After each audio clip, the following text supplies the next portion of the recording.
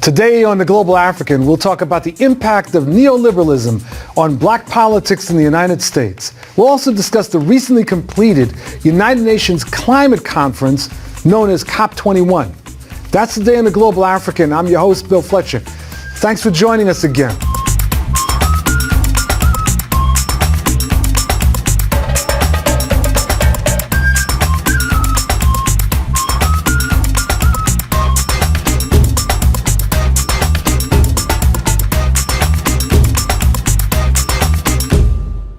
I'm not a businessman. I'm a businessman. Our next guest argues that this Jay-Z lyric summarizes a shift in black politics over the last several decades. Neoliberalism, the idea that the market knows best, has dominated our system of economics as well as our politics. Individuals are being made to think of themselves as brands responsible for developing their own human capital. Hallowed institutions like schools and churches increasingly behave like businesses, prioritizing market values like production and efficiency. This is all in an era where, non-coincidentally, we are facing historically high levels of income inequality. On this segment, we're going to look at neoliberalism's effect on black politics and pop culture, as well as the politics of hustling. So stay tuned. We're joined by Professor Lester Spence. Professor Spence is an associate professor of political science and Africana studies at Johns Hopkins University. He specializes in the study of black, racial, and urban politics and is the author of the recently published book, Knocking the Hustle, Against the Neoliberal Turn in Black Politics, and that's what we're going to be addressing today. Welcome, Doctor. Thank you for having me. Oh, our pleasure. Absolutely. Welcome back. It's good to be here. It's really good to be here. So I'm excited about this book. But let's start with terms, because in most of the rest of the world, people understand the term neoliberalism. In the United States, for a variety of reasons, people don't. Yeah. So when I'm talking about neoliberalism, or when most of the rest of the world talks about neoliberalism, what they're talking about is kind of a set of institutional arrangements, public policies, and kind of common sense ideas that proposes that the market be the standard by which every institution and every aspect of human life be organized around, right? Mm-hmm. So when I'm talking about this to brothers and sisters, to black brothers and sisters, the term I'll use, or the line I use, is from Diamonds from Sierra Leone, the remix with Kanye West and Jay-Z. And he has a line in there where he says, "I'm not a businessman, I'm a business man. Watch me handle my business." Damn. Is that idea that individuals should try to structure their lives to be as entrepreneurial as possible and to become something akin to enterprises. Similarly, if you look at schools, churches, governments, the idea is that they should be structured like businesses, right? So it's the destruction of any real notion of society. It's the destruction of what we think of as a society, and it's the destruction of the concept of the public, right? The whole idea of a public good kind of falls out. So, we can think about people like Milton Friedman. Mm-hmm. The Economist is one of the architects of that. What about in Black America? What happened? What are you focusing on that took place in Black America? So what happens in general, like around late 60s, early 70s, the world economy in developed countries basically falls out or bottoms out, and a whole set of policies that basically provided for a safety net in the United States and other countries, those policies get posed as having caused the problem. So what we need are a new suite of policies that basically get people to take responsibility for their own stuff. Welfare is replaced by workfare. Supply side economics, or the idea that we need to significantly cut taxes, that we need to restructure governments, that we need to make cities more entrepreneurial. That gets rolled out. that happens at the same time that we see African Americans in the United States case actually gain a suite of rights, and they take control of cities like Detroit, Washington, D.C., Gary, but the bottom falls out of those cities, right? Like the moment black people take power is the moment that these policies begin to be rolled out. And in fact, in some ways, because black people take power, they can be used as the excuse for why we need kind of neoliberal policies. And now black people in the United States are in a lot of ways just like people in the United States in general. So some of the same forces that cause the neoliberal turn to take hold in America, United States broadly, takes hold in black communities in the same way. And you see it in the actions and ideas of many of the first and really the second and third wave of black mayors. You see it in the growth of the prosperity gospel in black church communities, and you see it in a few other places as well.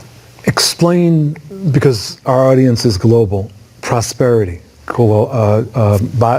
prosperity theology. What is that? So the prosperity gospel basically takes the Bible and transforms it into an entrepreneurial self-help guide. And the idea being is that if you follow the line, if you follow the Bible, if you follow the precepts of Jesus in the New Testament, not only will you be spiritually wealthy, but you will be materially wealthy, right? So it's a 21st century version of like Daddy Grace and yes. Yeah.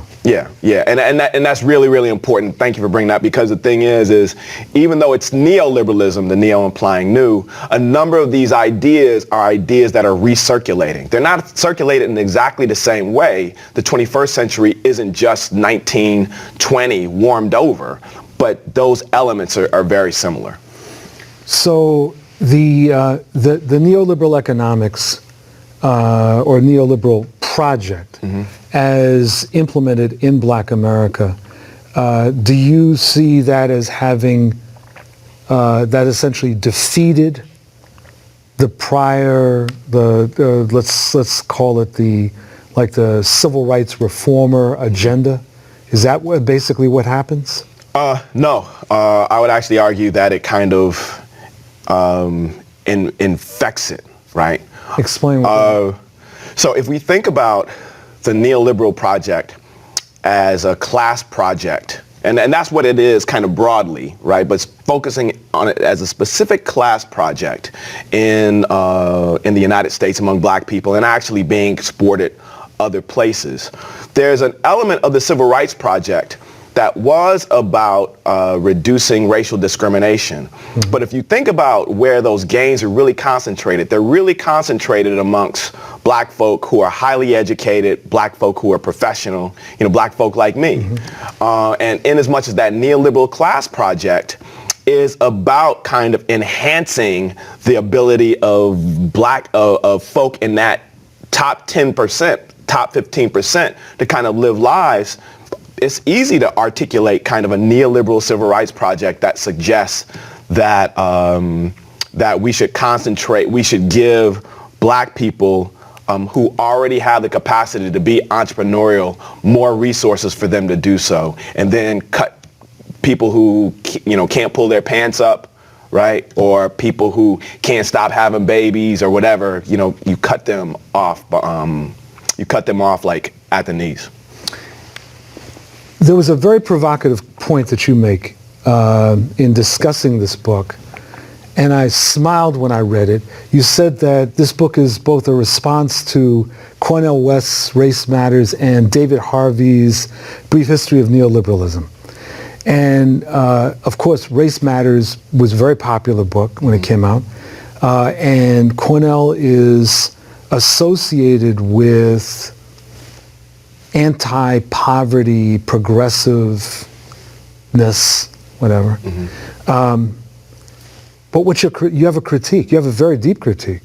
Yeah, and I had this critique back when I was a kid, right? So Race Matters, really quickly, what it does, what it's really good at doing, it's a really, really, really short book, right? And within that short book, it communicates a lot of dense ideas about black leadership, about black politics, etc. Right? And I wanted to see if I could do that with good politics. The challenge with that book There are a couple of challenges. One challenge is what he articulates as the most important problem facing black America is black nihilism. This is right after the Rodney King riots, right? Explain what black nihilism, what does that mean? Oh, black nihilism is basically the pervasive loss of love, like kind of self-love in black communities that comes basically after kind of the post and after the bottom falls out of the economy, starting in the 70s, taking shape in the 80s and the Reagan, what we used to call the Reagan-Bush era. Now the challenge, so one way to think about it being trifling is that black nihilism as an intellectual idea has done more harm to black people than crack. Right? In that it's a provocative point. If you argue, you know, what are the politics that come as a result of arguing that in the wake of the LA rebellion, this most significant problem with black people is that we don't kind of love ourselves enough. The politics that come from that is the politics of therapy, right?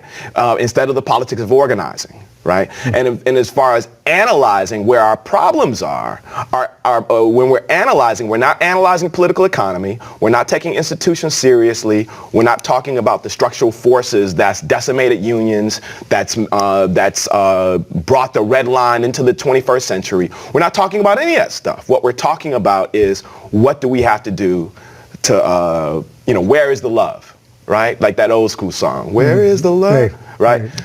So that's what I wanted to, that was my response to Cornel West. Now on the other side, you have David Harvey. And David Harvey, his work on neoliberalism is really, really, really important. It's incredibly important. But if you read that book, right, there's no mention of racial politics in there.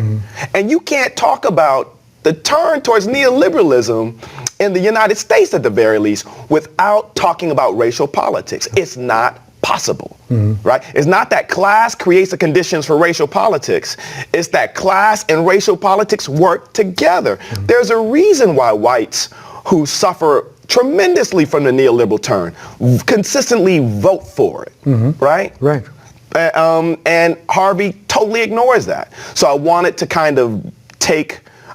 talk about the way racial politics creates the conditions by which the neoliberal turn can take place, but then drill down deep in what this means for black politics, right? And then the responses that black people have to make that already take for granted that black people kind of love one another. Let me ask one other question, and I actually have many other questions, but I can only ask one, and that has to do with the way this book has been published. You did not go to an academic press. Yeah. Can you say a little bit about how and why you made that decision and what the publisher's thinking is? Yeah, so I went with Punctum Press. Punctum is a small, radical press, independent, and it has really, really liberal digital rights management. So for those of you who are interested, if you know, right now it's going to cost like $5 for the PDF, and you can give that PDF away, and then in 6 months, the PDF will be free. Right? Because I'm writing this book to get the ideas out. Right? I'm not writing this book to get massive honorarium checks. We're in a moment now where you can get massively paid for this type of stuff. I'm not writing this book to, you know, I wanted to see if I could kind of take the writing of the book and the publishing of the book as a political project. Right, so thinking about the academic aspects. I'm a card-carrying academic. I don't consider myself a scholar activist. That's another term I have a problem with. Scholarship matters, right? But the question is how do we create more space for the types of political work that needs to be done within political science, within sociology, right?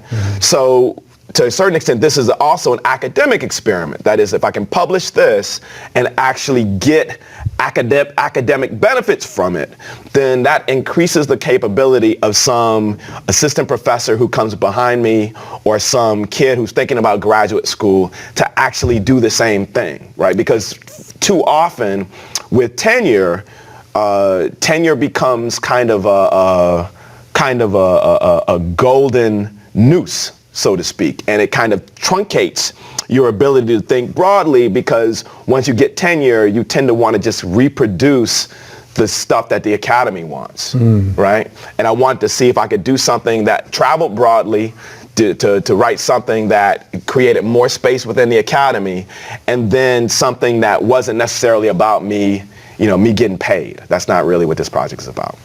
Dr. Spence, thank you for joining us. And this is, I'm really looking forward to this getting out because this is one of the central debates that we've got to have in Black America. And all too often we shy away from it. So I want to thank you very much for not only joining us, but for doing this. Oh, thank you so much. This has been dope. Thank you very much for joining us for this segment of The Global African. I'm your host, Bill Fletcher. We'll be back in a moment.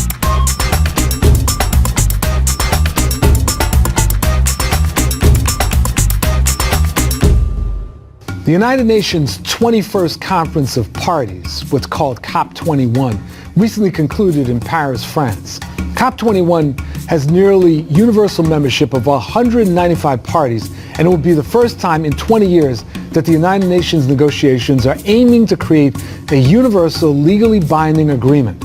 Leaders of the conference discussed the decarbonization of the global economy by keeping 3/4 of all known fossil fuels in the ground.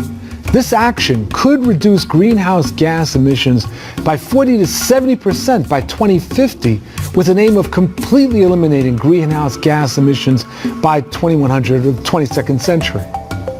Germany and France have spearheaded a push for a reform to lower the proposed threshold for temperature rising. Initially, it was stated that the globe should not warm above 2 degrees Celsius, but discussions are currently taking place to lower the aim to 1.5 degrees Celsius. This difference will be the difference between the security of 1.5 million people's lives currently inhabited on small islands who face bigger threats from global warming. Saudi Arabia leads a group of countries who are trying to weaken global climate language. As the world's largest oil producers, producing 21 million barrels a day, the country has a vested interest in maintaining the status quo. We're going to pursue this critical discussion in the next segment. We're joined in this segment by two environmental justice activists. We have Wahala Johns, who is with the Navajo Nation. Her work with the Black Mesa Water Coalition has led to groundbreaking legislative victories for groundwater protection, green jobs, and environmental justice in northern Arizona. And she was at the COP21 conference in Paris.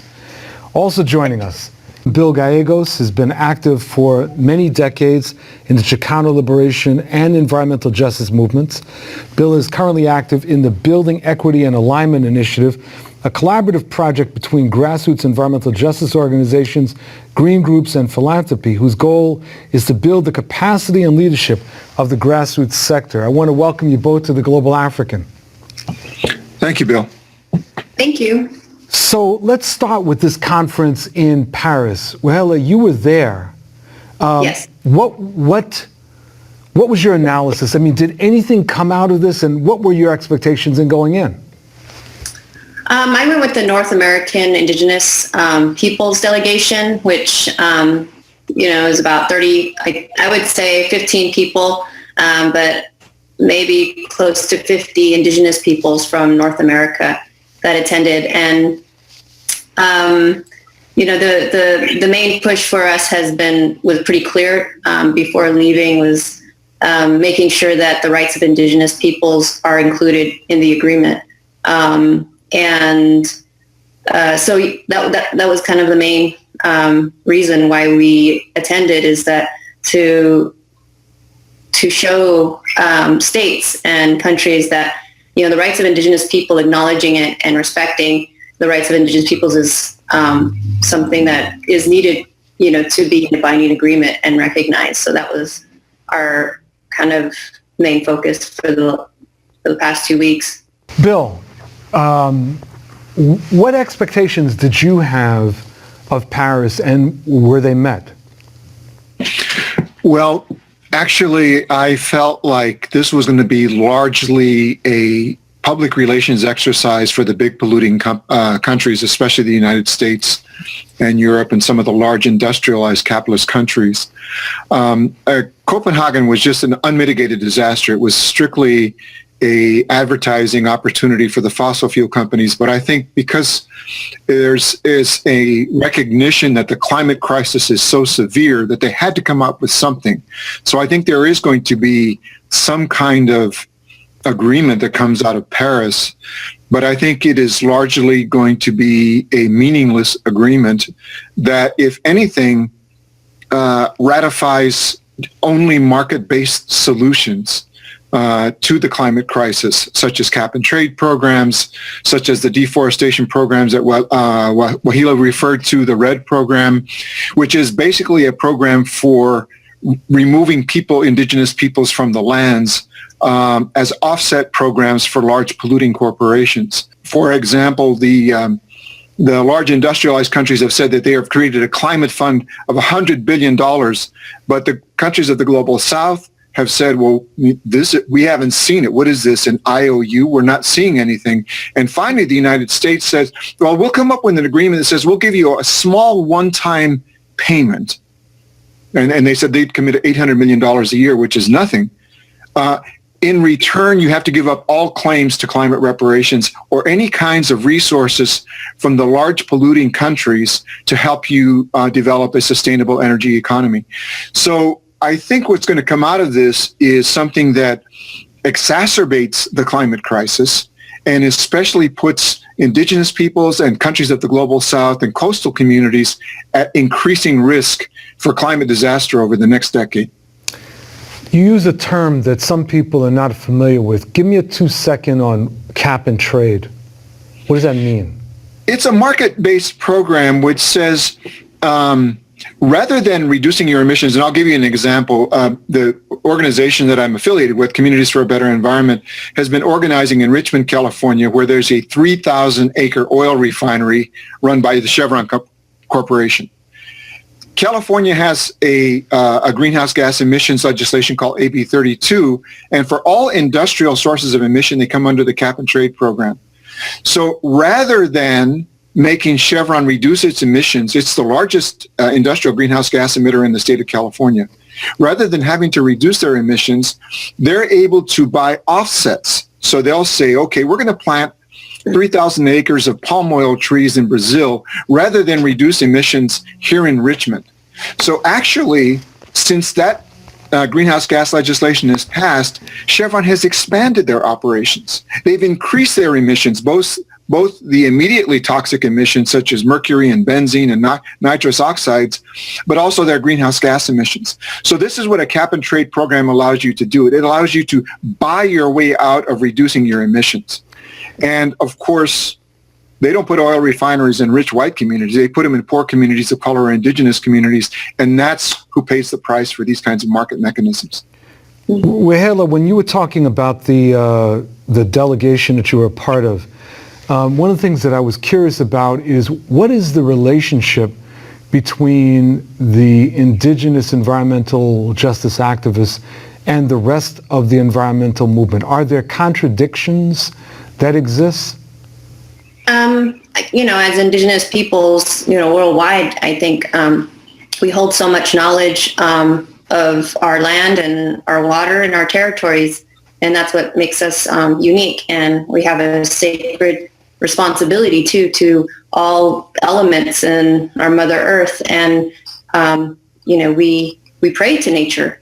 And I think in that respect, it's that's who we are, and very different from, I think, many other cultures. And with environmentalism, a big difference in how we move forward in the kind of livelihoods that we want to live is very sustainable and in unison with seasons and in unison with the solstices. And I think that's our strength, and we know as communities that are on the front lines of, like Bill said, of extraction, we bear the brunt of climate change, but also we bear the brunt of the polluters, the people that have, did the, mining coal, mining oil, mining gas. It's all in our communities. So how does that orientation differ from others in the environmental movement? Well, I think it's what Wahila was saying is really true, that the environmental justice movement in this country has to acknowledge that it began with the indigenous struggle 500 years ago against colonialism. And those are the shoulders, and that's the tradition on which our movement rests and which we have to respect. And I think the big green organizations come out of a very different tradition. It's a conservation tradition, a tradition rooted in the more privileged sectors of society. And their general orientation has been to accommodate and work with the existing status quo. So their focus is a lot on lobbying, on legal advocacy, and they've often been willing to accept the corporate framework for approaching solutions to the environmental and climate crisis in this country. And this has caused significant contradictions. So it was the big green groups in California, for example, some of the big green organizations, such as the Environmental Defense Fund, that were the strongest advocates for market-based solutions to for the greenhouse gas legislation in California, even though the environmental justice community said there's a better way to do this, through a tax program, through taxing the polluters, to regulating the polluters, which would guarantee emission reductions, especially in those communities that bear the heaviest burden of the fossil fuel infrastructure, and would ensure that the big polluters pay for the cost of this transition to clean energy. And we were defeated in that effort. And largely the environmental cover for that was some of the big green organizations who said, well, you have to look at the bigger picture. And we said, well, in Richmond, the bigger picture is people can't breathe. The bigger picture is horrendous cancer rates. The bigger picture is every kid has an asthma inhaler. So the picture we care about is human beings and Mother Earth. And that's where the contradictions have often come in. I want to thank Wahila Johns and Bill Gallegos for joining us for this segment of The Global African. Thank you so much, William. Okay. Thank you. All right. You all take care. And thank you very much for joining us for this episode of The Global African. I'm your host, Bill Fletcher. Appreciate you joining us.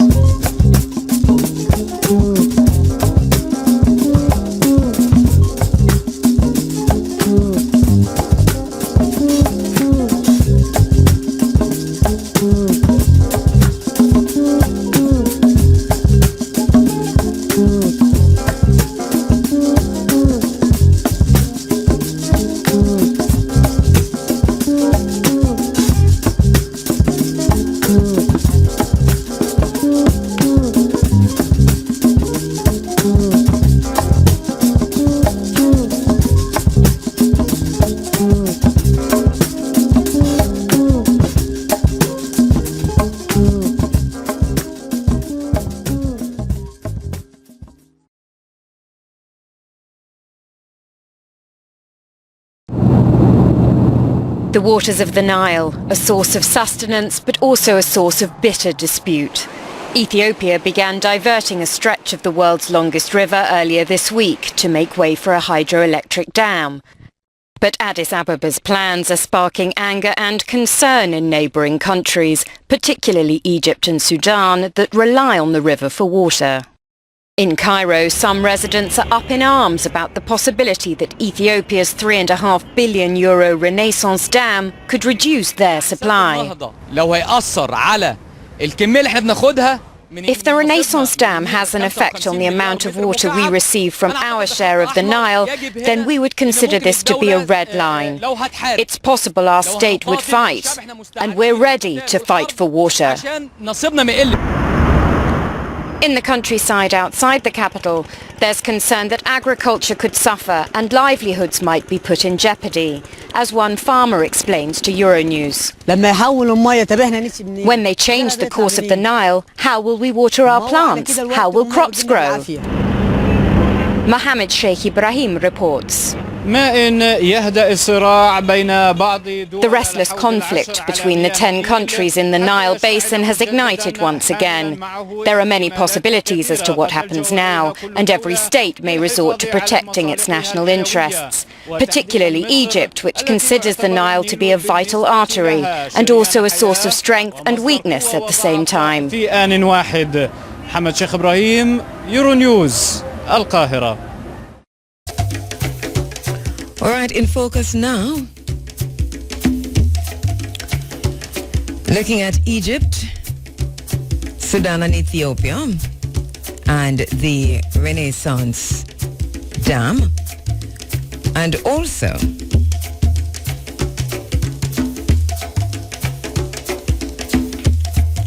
Buhari and the IMF in Nigeria. Those are the two issues in focus right now.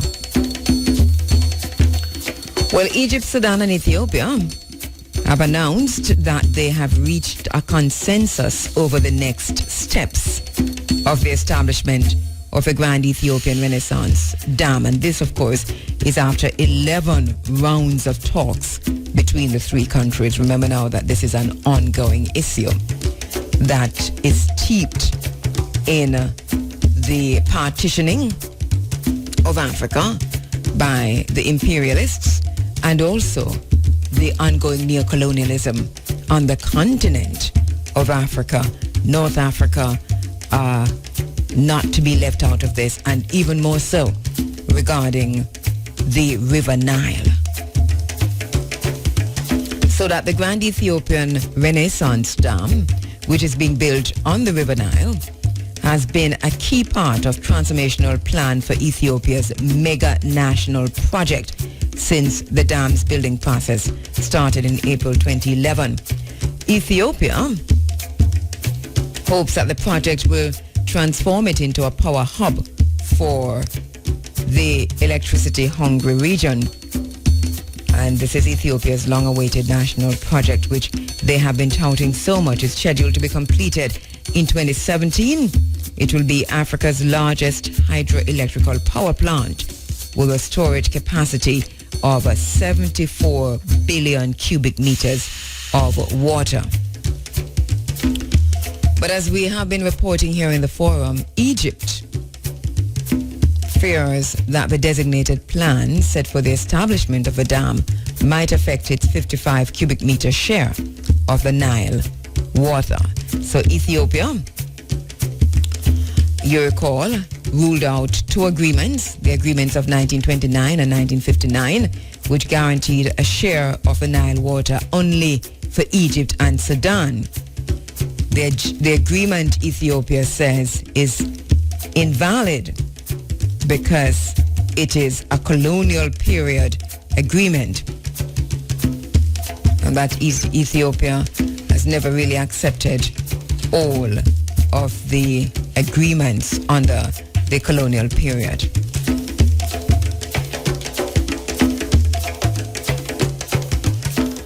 Ethiopia always demands fair share of the Nile water, not only between Ethiopia, Egypt, and Sudan, but also among all Nile downstream countries. It is important because while the Nile River has been, or the River Nile has been shuttled away from all the Nile's downstream countries along the River Nile, over the years, Ethiopia experienced famine, while Egypt did not.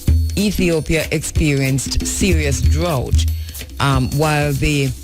because of a colonial agreement, the Nile River was sent to Egypt, while Ethiopia sat by the banks watching this water tumbling up to Egypt. And you know the rest. These man-made droughts and these man-made famine, you wonder about those. It's for control, of course. But now we have a different player in the business, and that player is China, which we have to look at closely because China is also heavily involved in the Renaissance Dam. But good for Ethiopia. Ethiopia proposes and led the process of the 2010 Entebbe Agreement, with the population number doubling in the downstream countries in the last 2 decades. Fair share of the Nile water is a matter of life for all downstream countries' citizens. All life, Ethiopia is arguing, matter in this situation. So the Grand Renaissance Dam is a centerpiece of Ethiopia's bid to become Africa's biggest power exporter. Addis Ababa plans to spend some $12 billion on harnessing its rivers for hydropower production in the next 2 decades. Ethiopia says the dam will not cause harm to any Nile Basin country and says that it is mainly aimed at generating power for a country where only 10% of the population have a consistent electricity service. Ethiopia also says that building the dam is unquestionable and building the dam will never be stopped even for a second. Currently, about 50% of the dam's construction has been completed. I have clearly taken sides in this matter, and I took sides even when there were no sides to take, because long before Ethiopia even considered building this dam, this was my concern. And you know my connection to Kemet, but I've been to both countries. I have seen how the River Nile impacts Egypt and how it impacts or not Ethiopia.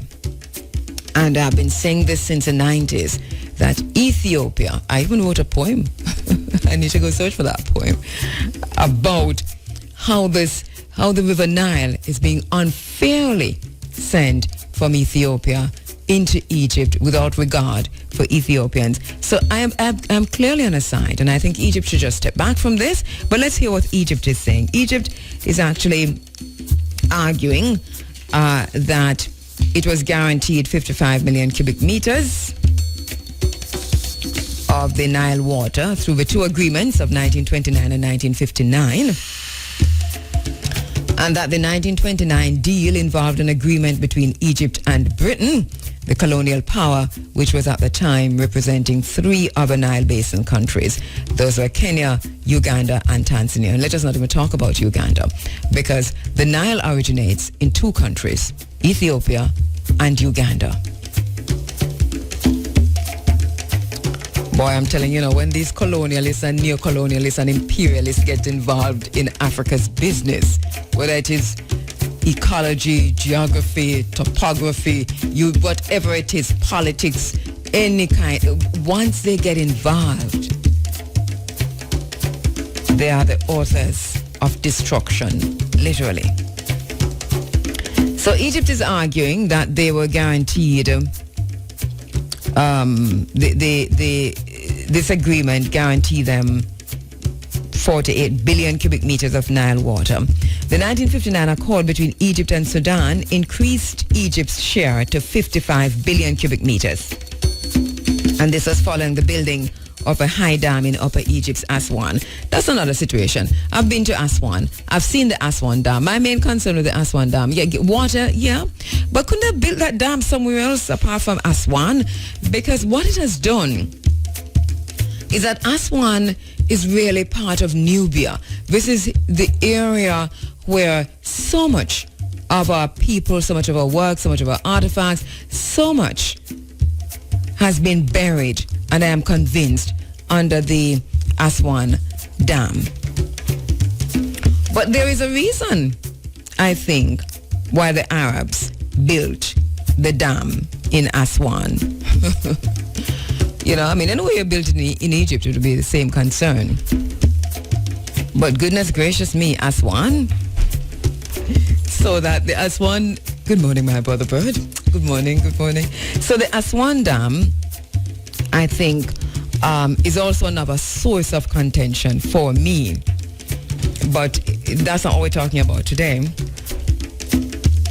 In May 2010, however, 5 Nile Basin countries, Uganda, remember we talked about it back in 2010, Uganda, Kenya, Tanzania, Ethiopia, and Rwanda signed the Cooperative Framework Agreement of the Nile Basin countries, dubbed the Entebbe Agreement, declaring the 1929 and 1959 agreements void and invalid because they were written and ratified under British colonialism. We probably should declare cricket invalid too. I know my brother Bert isn't hearing me. Lots of Jamaican people love cricket, but cricket is a colonial relic. And we probably need to look at it again. And like they did with the 1929 and 1959 agreements, declared it void and invalid. But then that's just me. So in 2011, Burundi became the 6th signatory to the Entebbe Agreement, followed by South Sudan in 2013. So the gist of all of this, though, and I think what we should take away from this is that now we're hearing from Ethiopia, Sudan, and Egypt that they've come to some kind of agreement. It's going to go on for a while, I guarantee you. But we'll talk about the March Declaration and the Khartoum Agreement later on. Quickly to Nigeria. I don't know if you have heard this, but President Buhari said on Tuesday in Abuja that his administration will look inwards, enforce regulations to stop financial leakages, and adopt global best practices in generating more revenue to mitigate the effect of dwindling oil prices in the Nigerian economy. Against that background, they have told the IMF to get lost. So receiving the managing director of the International Monetary Fund, Christine Lagarde, at the presidential villa, President Buhari said that his administration will also enforce greater discipline, probity, and accountability in all revenue-generating agencies of the federal government. The IMF, he says, Nigeria doesn't need the IMF right now, and he said that to her face. She said she wasn't there to negotiate a loan.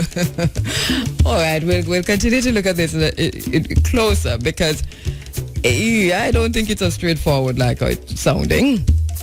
And while we're applauding Nigeria because of how it looks on the surface, pardon me, but I'm a little bit suspicious of what I'm hearing. She was actually there. Now we need to find out what else she discussed. They're all over Nigeria, whether it's the IMF or the Bretton Woods institutions. They're there. They're all over Nigeria. They just went there the other day to tell Nigeria to hold an election. So I don't know. I know that Pan-Africanists and so on are applauding the situation in Nigeria, and it sounds like one that we should applaud on the face of it. But let us see how this unfolds. Good morning to you, my dear brother Bert Samuels. Morning, Sister Kaboo. Good to be here. You've come through the hills, have you? Yes, I sent Mary my drive through. Well, they should have known I sent Mary you come from. Let them know I sent Mary up I get. And I don't know if we've had this conversation while you've been in the studio, but there's some of us who are from St. Mary, and proudly so. And you know what's the interesting thing about it is that we're from the same little area. Look at that. Yeah, walk the same roads. And, of course, everyone. Then how come we had so many things in common? Yes. St. Mary. That, of course, includes Vereen Shepherd. Of course. And I don't know if you know Timothy Bailey, but yeah. But we talk about Timothy later on. But quite a few of us are from that very same little area there in St. Mary. And Broadway is just on top of a hill. Okay. Right, so lots of us from there. All right, thank you so much, my brother, for coming in at short notice. I read your article in the paper, and I sent you an email with 100 exclamation signs. Yes. And you responded. The visitor, Bert. The visitor. The visitor. Who is the visitor?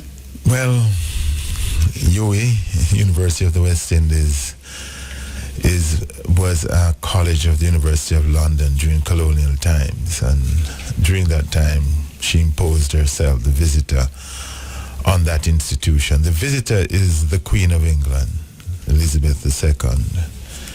She's the one that, believe it or not, rules the University of the West Indies.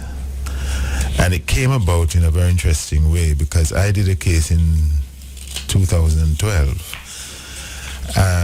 Person who was a doctor, was doing his PhD, a medical doctor was doing his PhD, and was barred from the exams after he was given his timetable, everything. And we went to court to prevent UWI from banning him from the exams, and only to come upon this roadblock. And the lawyers for UWI argued against me. They said that we should go to the Queen of England. The courts are not, the Jamaican courts are not allowed to interfere with the affairs of the University of the West Indies. It is the Queen of England, called the visitor.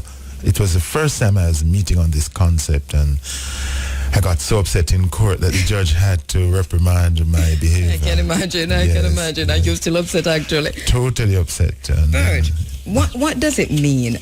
How does this work? I mean, why? It's fairly innocuous, the term, the visitor, but what does it entail? Well, the British people themselves centuries ago had this idea of the monarchy being, the Queen can do no wrong, the King can do no wrong, so that by royal charter, many things came about in England, including the ship lines and other things like that. It came about centuries ago in England because we were part of the British, the Commonwealth. The British property, Jamaica was owned by Britain and still is in some ways, because we inherited that system through colonialism. University of the West Indies has continued to be and remains the head of the university being the Queen of England. Let me contextualize this a bit, because and you just did also. I have I've looked at the case that you mentioned with the PhD student at UWI, the medical doctor, and then we have Suzette Cortella, who is also a PhD student at UWI.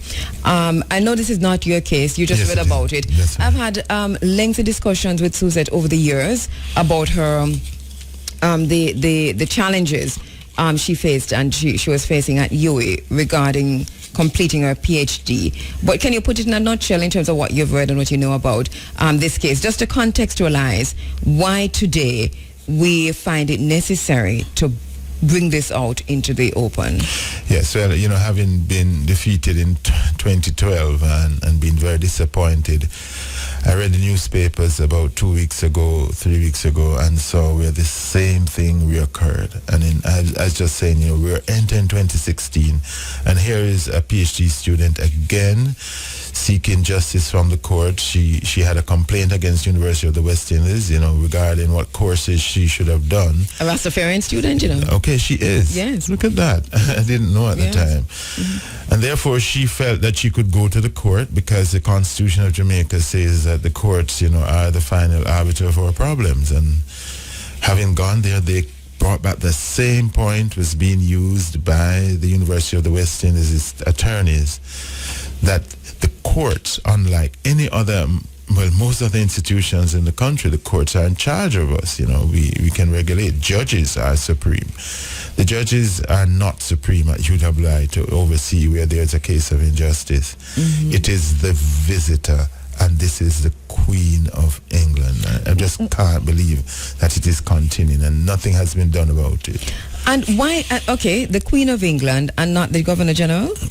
No, it makes no... Well, the point I made in my article is that because the Royal Charter had the Queen of England before we, as a visitor, before independence, so-called independence, before the Constitution, therefore it is straight to the visitor. It doesn't allow her representative in Jamaica, the Governor General, it seems, to intervene, unless maybe if she appoints him to do it. But for the moment, the visitor is the Queen of England and no one else.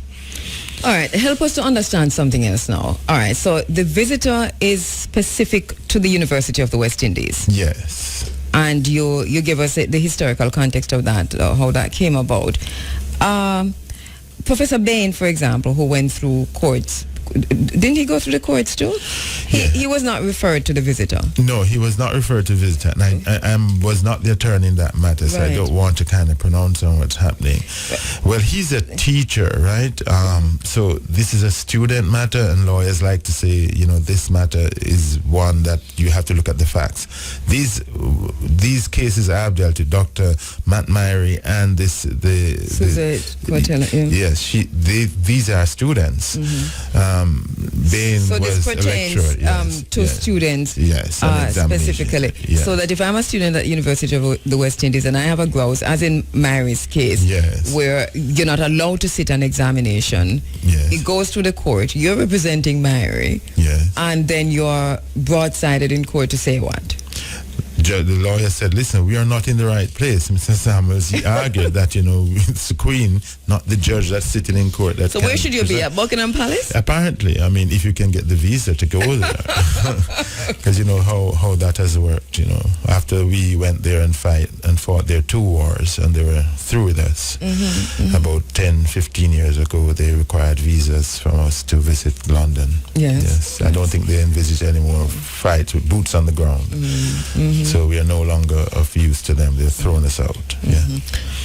We still have, our grand and great grands who boast of, being part of the British institution in some way. Yes. Right. But all right. So forgive me, Bert, if I'm going at this in a very naive way, but I read this, and which is the That's case with Myri's case. That's 2012, was it? Yes. Yeah. But I'm still at a loss, because what does this mean for future? And we see with Suzette's case. Yeah. But if a student has a grouse, is it that the student should not take it to the court? They should first of all try to get it through the visitor, and how do they do that? Your guess is as good as mine. I don't know how to approach this woman. I don't know. I wouldn't be able to tell my client, because it's so alien. When I was at the law school, I never had contemplated that we would have to go to the Queen of England with matters for UA. So I can't give that advice. I don't know. Her lawyer has said in the report that she's going to approach the Queen of England to settle a dispute in Jamaica.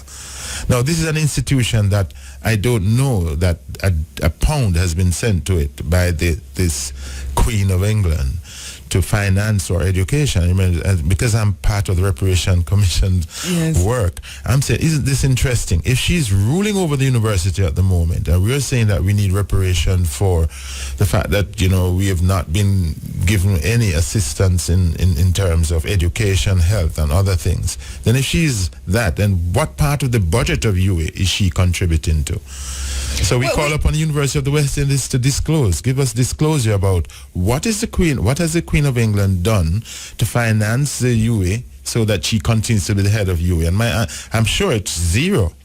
Well, isn't the head of the CARICOM Reparations Commission the principal of UA? Very interesting, Professor Hilary Beckles. Does he know that she's a visitor? I'm just saying. Well, let me tell you, there are persons who are professors at university who I was the one acquainting them with that concept 3-4 months ago. I won't tell you who it is. You and I know who it is. Yes. And she was very alarmed that this was happening. It was not something that she knew before. So these are because it's just quietly there on the books until you're seeking your rights. Yes. And then the UA's attorneys, they have that in their bag, and they pull it out every time that a student is seeking justice. And it's definitely what it amounts to. It's a bar, because I don't know how to get to that lady. I mean, do you get a visa, and then what do you do? Do you go to the Governor General at all? I don't know. Isn't he representing? Well, if you know me well, that was the end of the matter for me. I was not going to bow to any queen or any queen's representative. But let me ask you, Bert. So with Myri, what was the outcome? Because he was sent to the visitor. He was sent to the visitor. His attorney and Mr. Myri of the view that we had no intentions of going that route. That was a dark road which others in our history have sought to approach this woman, with naivety. I mean, the people sent her and petitioned her. I'm not into that. I couldn't, myself and Mr. Mai, who was Rastafarian too. Interestingly enough, yes, we took the position that our queen is in Ghana, up in Kumasi. Okay. Yes. All right. Yes. I call her the Queen of England. So I say that. And I just want the public to understand. Do not refer to this woman as the Queen. When you say the Queen, it means that you're accepting her as your Queen. Yes. I call her a Queen. Yes. Or the Queen of England. Yes. All right. So wow. And as you mentioned that Myri Rastafarian, and we know Suzette is. then we have to look at how Rastafarians are treated at UA too. Well, is it coincidence that both these persons are Rastafarians and they have been told to go to Alien Queen, you know? Yes. You know, that's it's so embarrassing, and that is why in the article that I did, I tied that whole thing into our constitutional arrangement, because you is just a small part of where that which she oversees, and that's why I had to say that, you know, I want the Jamaican public to know other things about the Constitution. I see you're looking at your time. No, I want to go right there. And isn't this interesting? We're talking about a term that when we said a visitor, we just expect that somebody coming to visit you. We didn't know that it was a legal term. Is it written into the Constitution? Nowhere in the Jamaican Constitution you'll find the word visitor. As I said, it collided with me in 2012. I was taken aback. I was in shock when in the courtroom the point was not told to me before. You know, the UA attorneys just threw it at me. Ambushed me with the point, and I wasn't prepared for it. Still not prepared for it mentally or legally. All right, so the Constitution. Yes. It seems when we talk about we've had a conversation over the years, many years, consistently removing the Queen, the Queen of England, and looking again at the Constitution, but I don't think that we have really stopped to look at how the tentacles and how she's deeply woven into the fabric of Jamaica's life, legally, constitutionally, and otherwise. You think remove the Queen of England as the head of state, but there's so much more involved. Talk to us about that. Well, the first thing is, you know, if you, during the Facebook conversation on this article, someone said, Mr. Samuels, you know, she's just a ceremonial head, and please, if she was just a ceremonial head, then that student would not have to go to her. Those two students, students, you know, wouldn't have to go to her. So this is a constitutional arrangement. Remember now, Jamaican public has to know that the Constitution was basically presented at Buckingham Palace in April 1962. In July, I think, in 1962. So that is where it was passed. You know, an order was given by the Queen of England, putting into place the Jamaica Constitution. And there are three, you know, divisions of government. You have the judiciary, you have the executive, which is the cabinet, and you have the legislature, which is the parliament.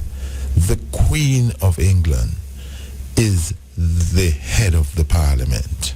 The Queen of England is the head of the judiciary, because the Privy Council is Her Majesty in Council. The Privy Council belongs to the Queen.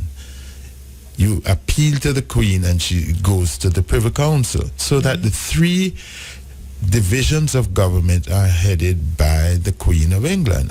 And also, as you read, there can be no law passed in Jamaica unless there is at the beginning of the law in the name of Her Majesty the Queen. That has to be recited for every piece of legislation that the Parliament of Jamaica passes. You must use those words. So, are we independent? Are we still under colonial rule? And the answer to that is constitutionally yes.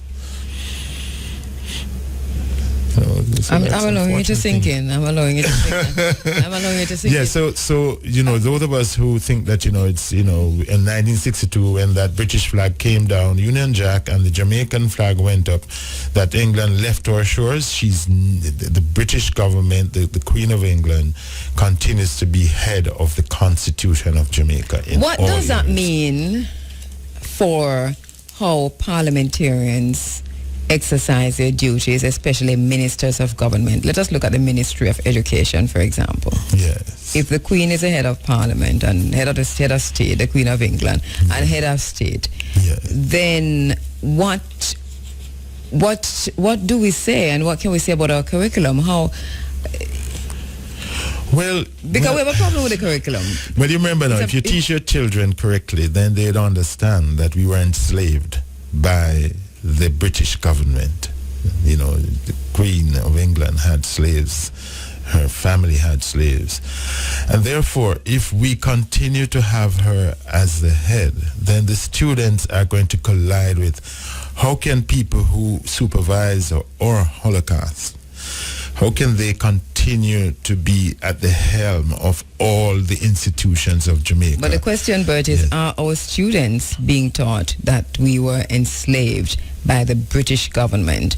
Or, as Mr. Franklin Johnson, the advisor, one of the chief advisors to the Minister of Education, says that Africa is the only country that sold its people into slavery and continued to sell its people into slavery. He said that in his October 2 article in the Jamaica Observer. By the way, today is 100 days. Today marks 100 days since he said that, and we have not had any response from Reparations Commission, CARICOM Reparations Commission, or from anybody in the Ministry of Education or anywhere.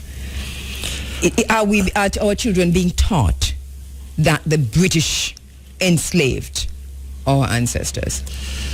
As far as I know, not in the way it should be. It's about maybe 2 lines in the history books, where there should be an entire chapter. Yes, I did history at school all the way to A-levels. Yes. And me never get teaching. I didn't get it. Not in that way. And things might have changed because it's been a while. But, I continue to repeat this point.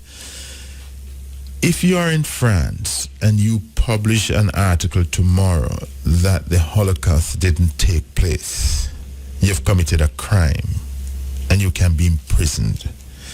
That's how Europe looks at 6 years of Nazism. That's how they look at it.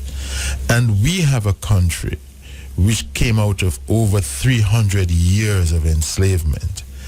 And we are still courting the people who caused us to be enslaved and put them in our constitution. And we are still creating people in the minds of young people. That is why people want to bleach themselves to look the same color of this head of state. Don't you think there's a tie between our concept of who is good, who is powerful, who should be leading us, and who should we want to emulate and look like? And therefore, bleaching is not coincidental.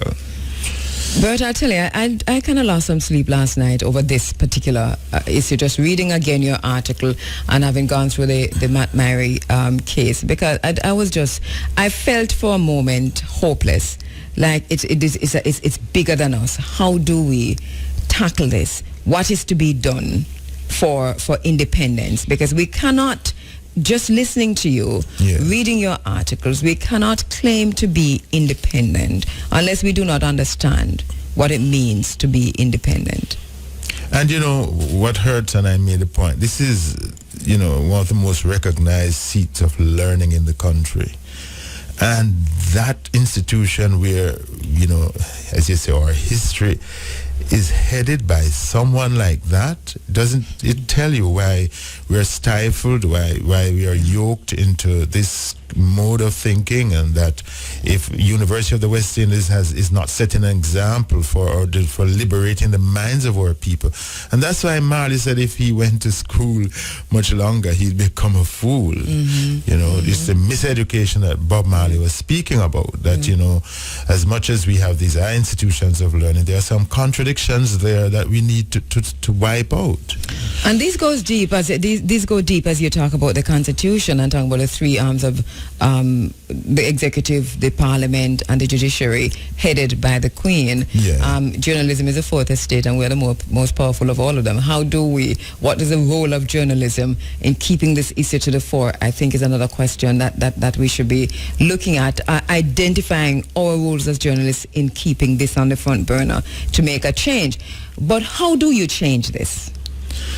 Well, there's an event that is coming up this year, and there are people who are going to court the people to support them. I think it's time that, the electorate put foot down and say, end to colonialism in any form, be it, ceremonial, as some people are carrying it through. That the people, if the journalists have this duty to educate the public that politicians can't come and ask us to vote for their parties unless they're going to set the record straight. And I think that this is the campaign that you, Kabu, and others will have to put out. We need to set the record straight and to remove her from every place. As I told you before, I guess you're tired of hearing this. Every morning in all the courts in Jamaica, the policeman gets and says, all stand, God save the Queen. It has to be said to open the courts of Jamaica every morning. Now, do you believe that we are still asking God to save someone who did so much wrong to us? Isn't that the continuation of our Holocaust, isn't it?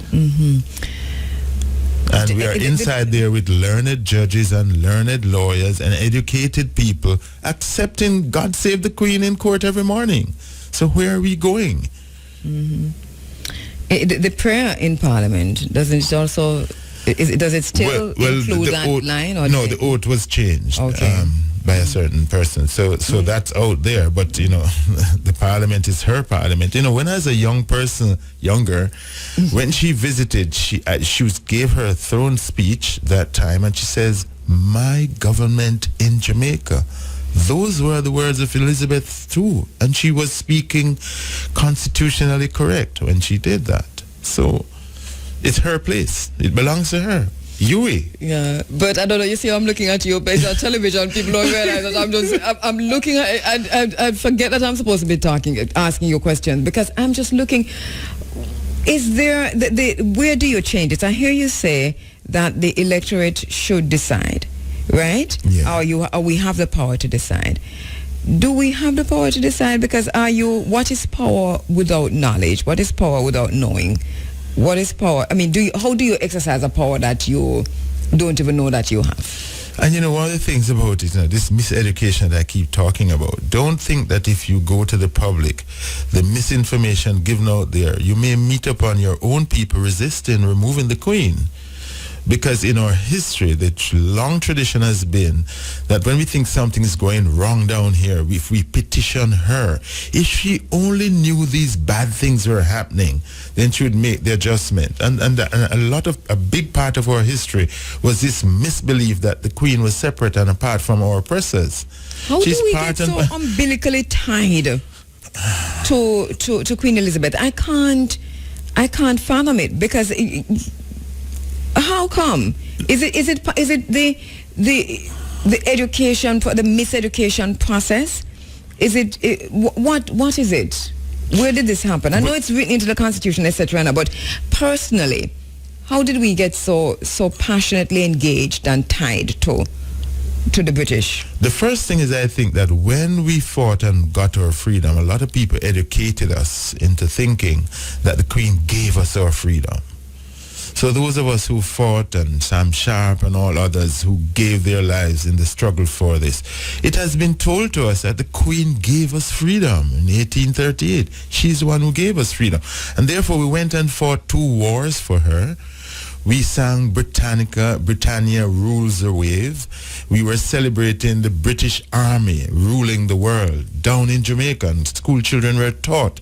My parents were taught to sing and celebrate that warship as if we were part of it. And that's why we prepared to go to Europe and fight their tribal wars for them.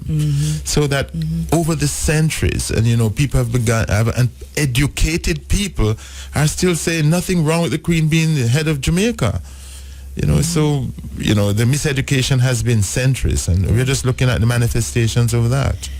Bert, I think, I don't want to sound insular or just keep these blinkers on, but I think the Ministry of Education, that the government on a whole, but the Ministry of Education in particular, has a serious job to do in looking again at the curriculum, because it's not too late to begin to be part of that paradigm shift, or you deprogram the mind.